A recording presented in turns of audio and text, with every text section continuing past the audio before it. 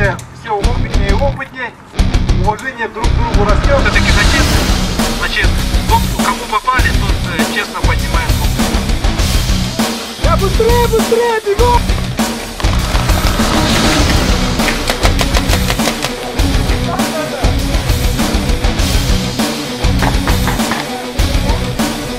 Нет.